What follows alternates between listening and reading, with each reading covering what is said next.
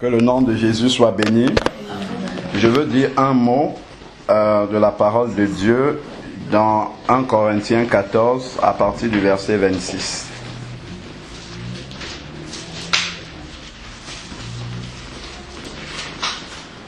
« 1 Corinthiens 14 à partir du verset 26. Que faire donc, frères?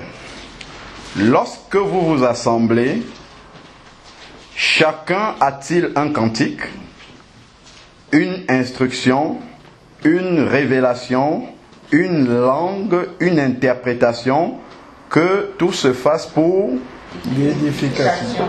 Amen. Je continue à lire. Si l'un parle en langue, tout au plus 2 ou 3, et encore chacun à son tour. Qu'il y ait aussi un interprète. S'il n'y a pas d'interprète, qu'on se taise dans l'église, que l'on parle à soi-même. Pour les prophètes, verset 29, que 2 ou 3 parlent et que les autres jugent. Amen. Amen. Alors ensuite il dit, un autre assistant a-t-il une révélation, que le premier se taise. Car vous pouvez tous prophétiser successivement, afin que tous soient instruits et que tous soient exhortés. L'esprit des prophètes sont soumis aux prophètes, car Dieu n'est pas un Dieu de désordre, mais un Dieu de paix.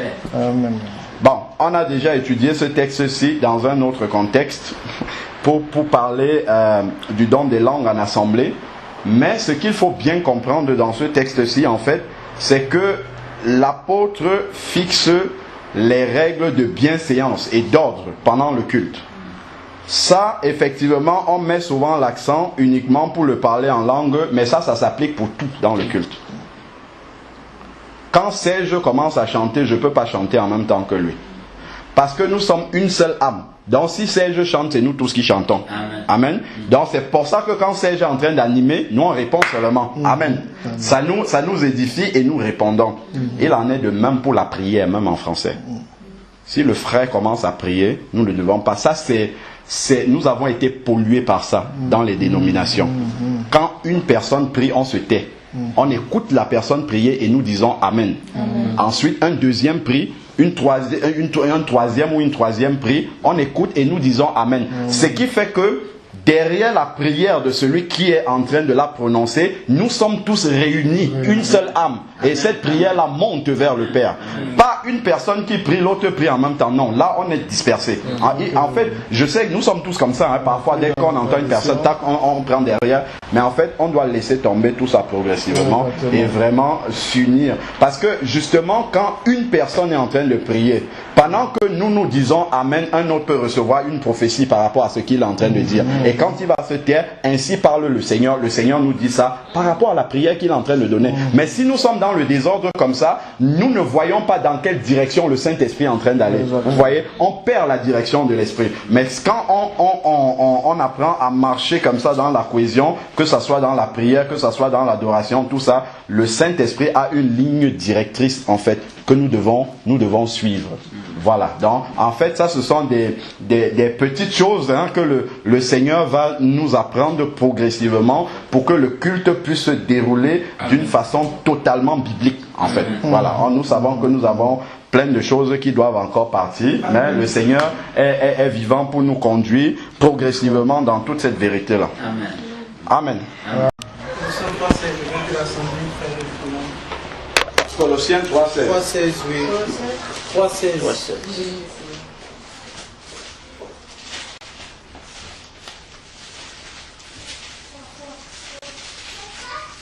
C'est bon, c'est bon. On dit que la parole de Christ habite en vous dans sa richesse. Instruisez-vous et avertissez-vous les uns et les autres en toute sagesse.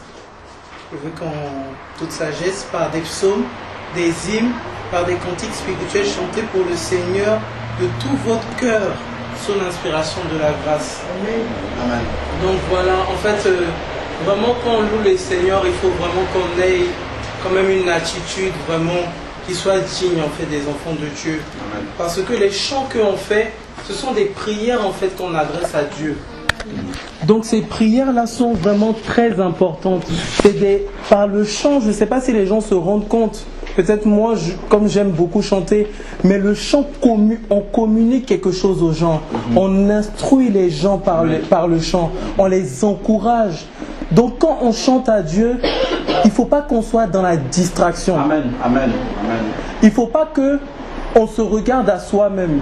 Mais il faut que vraiment on chante sous l'inspiration de la grâce. Amen, amen.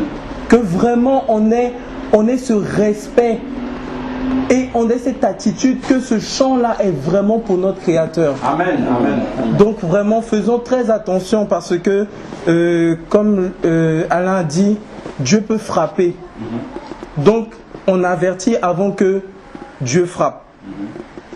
Donc la louange et l'adoration et le chant par rapport à Dieu, c'est quelque chose qu'on ne rigole pas avec. Amen, amen, amen. Parce qu'il y a des gens qui ont été frappés comme ça sur le chant.